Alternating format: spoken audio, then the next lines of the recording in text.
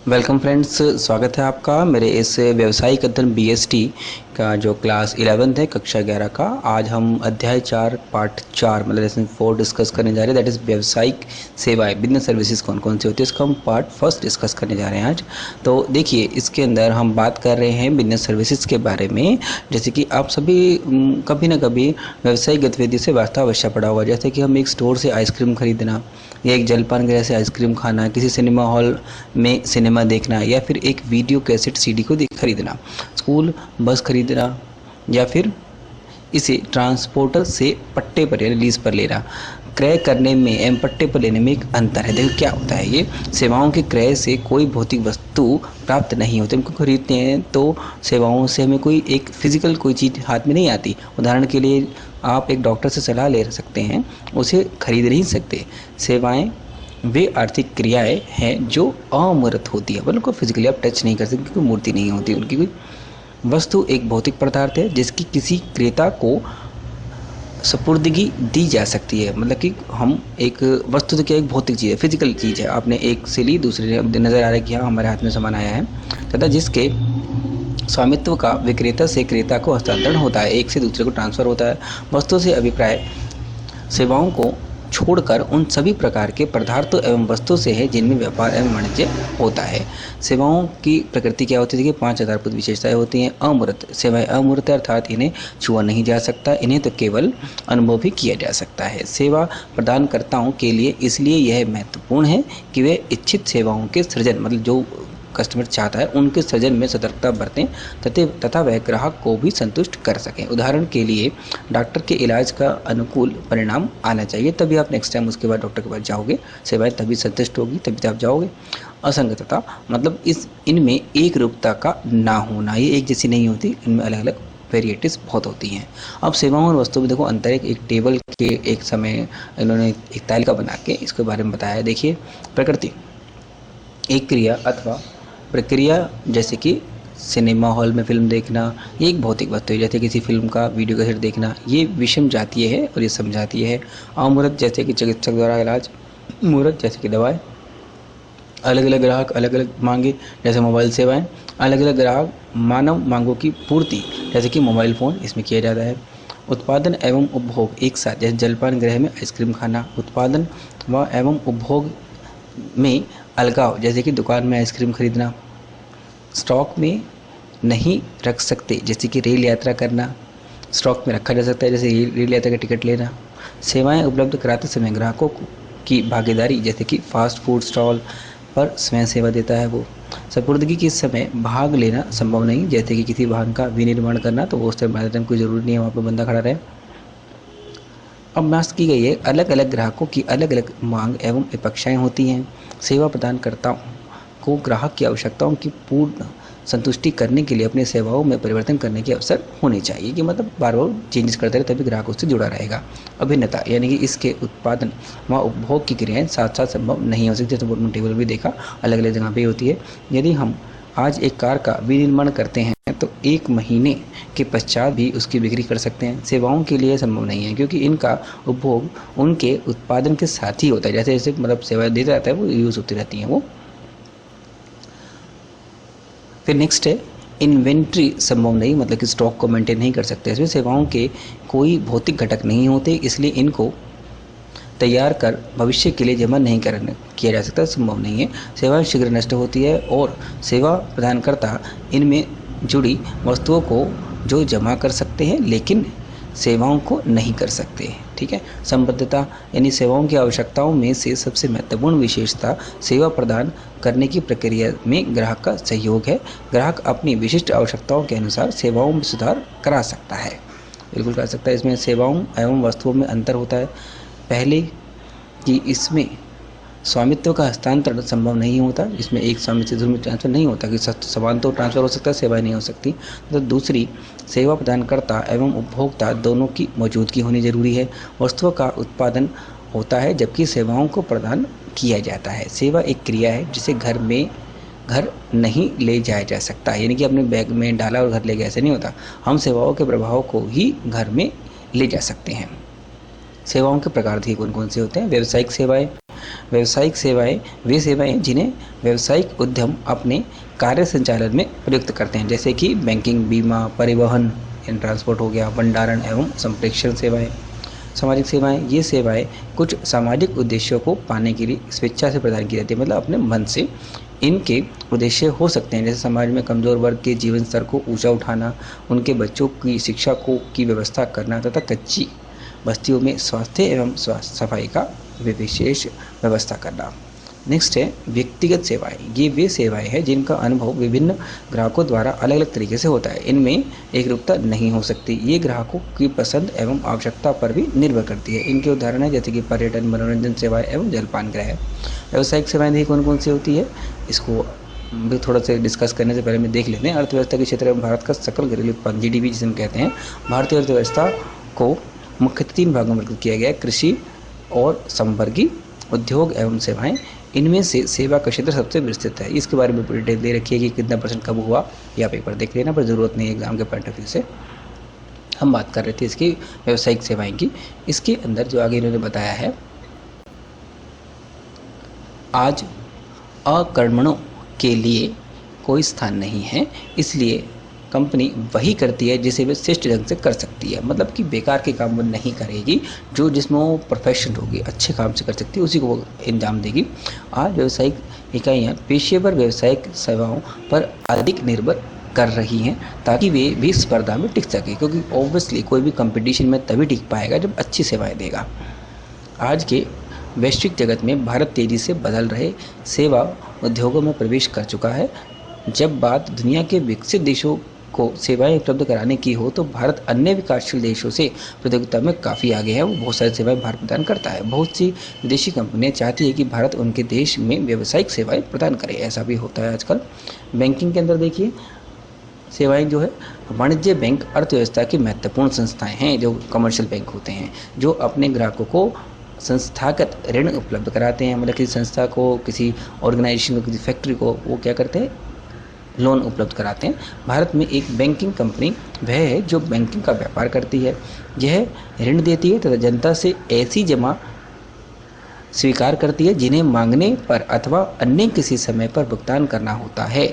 मतलब कि एक पर्टिकुलर फिक्स, जिसे कहते हैं फिक्स डिपॉजिट, ठीक है, तथा जिन्हें ग्राहक चेक, ड्राफ्ट, ऑर्डर या अन्य किसी माध्यम से निकाल सकते हैं। अन्य सरल शब्दों में कह सकते हैं कि बैंक जमा के रूप में धन स्वीकार करते हैं जिसे मांगने पर लौटाना ही होता है तथा ऋण देकर लाभ कमाते हैं। इस बीच यह वित्तीय विलेखों में लेन देन करते हैं तथा एक निर्धारित मूल्य पर वित्तीय सेवाएं जैसे कि ब्याज, बट्टा, कमीशन आदि में भी संबंध रखते हैं। बैंकों के देखो प्रकार कौन कौन से होते हैं, इंपॉर्टेंट एग्जाम के पॉइंट ऑफ व्यू से।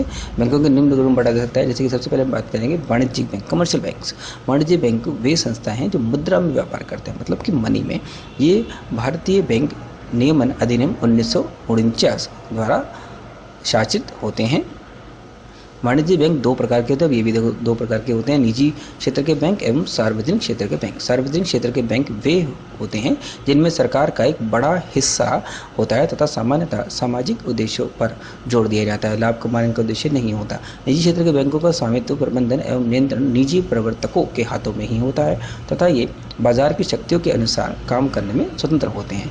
देश में कई सार्वजनिक क्षेत्र के बैंक हैं, जैसे कि भारतीय state bank, Punjab national bank, आपने सुने होंगे, इंडियन ओवरसीज बैंक इत्यादि। तथा कुछ निजी क्षेत्र के बैंक भी है, जैसे कि आप कह सकते हो HDFC बैंक काफ़ी फेमस है, ICICI और ICICI, ये एक ही नाम है पूरा बैंक का, और कोटक महिंद्रा बैंक एवं जम्मू कश्मीर बैंक, ये सब इस कैटेगरी में आते हैं निजी वाले में। सहकारी बैंक क्या होते हैं, देखिए राज्य सहकारी समितियाँ अधिनियम के प्रावधानों में शासित होते हैं ये, तथा वे अपने सदस्यों को सस्ती दर पर ऋण उपलब्ध, इसको सदस्य होते हैं उन्हीं को ऋण उपलब्ध कराते हैं। ये भारत में ग्रामीण ऋण अर्थात कृषि वित्तीयन का प्रमुख स्रोत है, जो मतलब ग्रामीण इलाके वहाँ पर दिए जाते हैं ज़्यादातर से। विशिष्ट बैंक, विशिष्ट बैंक विदेशी बैंक, औद्योगिक बैंक, विकास बैंक, आयात निर्यात बैंक होते हैं जो इन विशिष्ट क्रियाओं की विशेष ज़रूरत को पूरा करते हैं। जब इसमें जो ज़रूरत पड़ती है उनको ये पूरा कर देते हैं। केंद्रीय बैंक देखिए क्या होता है, यह सरकार का बैंक होता है। यह देश की मुद्रा एवं साख संबंधी नीतियों पर नियंत्रण एवं समन्वय करता है, मतलब को एक साथ लेके चलता है। भारतीय रिजर्व बैंक देश का एक केंद्रीय बैंक है, सेंट्रल बैंक आपने सुना होगा, रिजर्व बैंक। वाणिज्यिक बैंक के कार्य क्या क्या होते हैं। जमा स्वीकार करना सबसे बड़ा काम तो इसका यही है, जमा लेगा तभी तो आगे देगा उधार। उधार लेने पर भी ब्याज देते हैं और ऋण देने पर उस राशि का ब्याज लेते हैं। ठीक है, इन जमाओं को वे चालू खातों, बचत खातों एवं निश्चितकालीन जमा खातों के रूप में लेते हैं। बचत खाते लोगों में बचत को प्रोत्साहित करने के लिए होते हैं।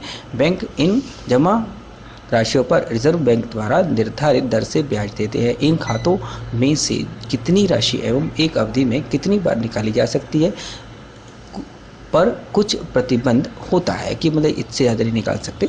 स्थानीय जमा खाते सार्वजनिक जमा होते हैं जिन पर बचत खातों की तुलना में ऊंची दर पर ब्याज दिया जाता है। ठीक है, उसके मुकाबले ज़्यादा मात्रा में ब्याज दिया जाता है, ऊंची रेट मतलब कि हाई इंटरेस्ट रेट दिया जाता है। निर्धारित समय से पूर्व राशि निकाली जा सकती है परंतु तब कुछ प्रतिशत ब्याज कम मिलता है, वो भी तभी कमाई करेंगे ना। अब नेक्स्ट है ऋण देना। जब जमा के माध्यम से प्राप्त राशि में से ऋण एवं अग्रिम देना होता है, यही इसका मेन काम है। यह ऋण एवं अग्रिम अधिवर्षक यानी कि नगद ऋण, अधिवर्षक, इसके अलावा नगद ऋण, व्यापारिक बिलों को बट्टागत करवाना, आवधिक ऋण, उपभोक्ता ऋण तथा अन्य मिले जुले निर्गम अग्रिमों मतलब कि एडवांस के माध्यम से दिए जाते हैं। ठीक है, तो इनके हेल्प से दिया जाता है ये सब ऋण देना। कुछ ना कुछ वो सिक्योरिटी लेगा तभी तो ऋण देगा। चेक सुविधा भी देते हैं और दूसरे बैंकों को लिखे चेकों की राशि की वसूली करना वो सबसे महत्वपूर्ण सेवा है जो बैंक अपने ग्राहकों को देते हैं। यही विनिमय का सर्वाधिक सुविधाजनक एवं मितव्ययी माध्यम भी है। चेक दो प्रकार के होते हैं, वाहक चेक जिन्हें बैंक खिड़की पर तुरंत भुगताना जा सकता है एवं रेखांकित चेक जिसे हम जो दो ऐसे लाइन बना के इसमें चेक को दे देते हैं, जिसे वो अकाउंट पे ही कहते हैं, जिन्हें केवल भुगतानकर्ता के खाते में ही जमा कराया जा सकता है। धन का हस्तांतरण। वाणिज्यिक बैंक का एक और मुख्य कार्य धन के एक स्थान से दूसरे स्थान तक हस्तांतरण की सुविधा प्रदान करना है। कोषों को हस्तांतरण बैंक ड्राफ्ट, भुगतान आदेश यानी कि पे ऑर्डर या डाक द्वारा हस्तांतरण के माध्यम से किया जाता है तथा इसके बदले बैंक नाम मात्र का कमीशन लेते हैं। इसके लिए बैंक निश्चित राशि का अपनी स्वयं की अन्य स्थान पर स्थित शाखाओं पर ड्राफ्ट जारी करता है अथवा उन स्थानों पर स्थित अन्य बैंकों पर जारी करता है। भुगतान प्राप्तकर्ता अपने पास के जिस बैंक पर ड्राफ्ट लिखा गया है उससे राशि प्राप्त कर लेता है। सहयोगी सेवाएं देखिए कौन सी होती है इसमें। बैंक कुछ सहायक सेवाएं भी प्रदान करता है जैसे बिलों का भुगतान करना, लॉकर की सुविधा देना, अभिगोपन सेवाएं, वह अन्य सेवाएं भी देते हैं जैसे कि निर्देशानुसार अंशों यानी कि शेयर्स एवं ऋण पत्रों का क्रय विक्रय एवं यानी डिवेंचर्स का क्रय विक्रय एवं अन्य व्यक्तिगत सेवाएं जैसे बीमे की किस्त का भुगतान, लाभांश की वसूली आदि। इसके लिए देखिए यहाँ पे इन्होंने चित्र भी दिया हुआ है काफ़ी अच्छा फिगर बना के कि डिजिटल लेन देन के प्रकार कौन कौन से होते हैं। इसमें लेन देन वस्तु सेवाएं भुगतान की विधि के अकॉर्डिंग नगद या फिर डिजिटल लेन देन, इस आगे डिटेल में आएगा। प्लास्टिक कार्ड इसमें होता है, डेबिट कार्ड, क्रेडिट कार्ड आपने सुना होगा। ई बैंकिंग के अंदर ई बैंकिंग और USSD भी होता है। डेबिट कार्ड क्रेडिट कार्ड चलता है, point of sale, AEPS, UPI, सूक्ष्म ATM भी होता है इसके अंदर। भीम आपने सुना होगा, आजकल भीम ऐप आ गई है। मोबाइल वॉलेट और प्रीपेड कार्ड भी सब इसमें शामिल होता है। आप सब इसके बारे में डिटेल में पढ़ोगे इस चैप्टर के अंदर। हाँ, फिलहाल हम बात करते हैं ई बैंकिंग के बारे में। इंटरनेट एवं ई कॉमर्स प्रतिदिन की दिनचर्या में नाटकीय ढंग से परिवर्तन ला रहा है, मतलब बहुत तेज़ी से बढ़ता जा रहा है। सूचना तकनीक में अत्याधुनिक लहर इंटरनेट बैंकिंग की है। सबसे ज़्यादा आज के टाइम में जो लेटेस्ट टेक्नोलॉजी आ रही है वो इंटरनेट बैंकिंग आ रही है। यह भी साधारण बैंकिंग का ही भाग है तथा ग्राहकों को भुगतान का एक और माध्यम दिया गया है। सरल शब्दों में इंटरनेट बैंकिंग का अर्थ है कि किसी भी व्यक्ति जिसके पास अपना कंप्यूटर यानी कि PC है तो वह वेबसाइट खोलकर बैंक के वेबसाइट से जुड़ सकता है तथा बैंकों की सामान्य कार्यों को कर सकता है और बैंक की किसी भी सेवा का लाभ प्राप्त कर सकता है। मतलब घर बैठे बैठे 24/7 वो कहीं से भी बैंक की वेबसाइट के थ्रू अपने अकाउंट को मेंटेन कर सकता है। बैंक का केंद्रीकृत डेटाबेस होता है, मतलब कि एक सेंट्रल डेटाबेस होता है जिसे वेबसाइट पर डाल दिया जाता है। जिन सेवाओं को बैंक इंटरनेट के द्वारा प्रदान करना चाहता है उन्हें मेन्यू में दिखाया जाता है, मतलब मेन्यू बन जाती है जिसमें क्लिक करने से सबके सब मेन्यूज ऑप्शन आ जाते हैं। इस नए डिजिटल बाजार में बैंक एवं अन्य वित्तीय संस्थानों ने इंटरनेट पर सेवाएं प्रदान करनी प्रारंभ कर दी है। इंटरनेट पर बैंकों की सेवाएं प्रदान करने को ही ई बैंकिंग कहा जाता है। यह लेन देनों की लागत को कम करता है, बैंकिंग संबंधों को प्रगाढ़ मतलब फैलाता है करता है और साथ ही ग्राहकों को समृद्ध भी बनाता है। ग्राहक को अपनी बचतों के प्रबंधन, खातों के निरीक्षण, ऋण के लिए आवेदन, बिलों के भुगतान जैसे बैंक संबंधी लेन देनों को इंटरनेट पर करने की सुविधा देता है। इसमें ग्राहक निजी कंप्यूटर, मोबाइल टेलीफोन और फिर हाथ के कंप्यूटर के पर्सनल डिजिटल असिस्टेंट का प्रयोग करता है। स्वचालित टेलर मशीन जिसे हम ATM भी कहते हैं एवं विक्रय बिंदु जिसे कि हम POS भी कहते हैं, इलेक्ट्रॉनिक डाटा इंटरचेंज जिसे हम EDE भी कहते हैं, क्रेडिट कार्ड, इलेक्ट्रॉनिक या डिजिटल रोकड़, इलेक्ट्रॉनिक कोष हस्तांतरण जिसे हम EFT भी कहते हैं, ये सब इसके अंदर आते हैं। इलेक्ट्रॉनिक तरीकों से धन हस्तांतरण मतलब कि पैसे को एक दूसरे से ट्रांसफ़र करना के 2 प्रकार है, यानी कि नेशनल इलेक्ट्रॉनिक्स फंड ट्रांसफ़र जिसे हम NEFT भी कहते हैं, आपने सुना होगा उसका नाम जरूर, तथा रियल टाइम क्रॉस सेटलमेंट जिसे हम RTGS भी कहे जाते हैं। इसके देखिए लाभ क्या है।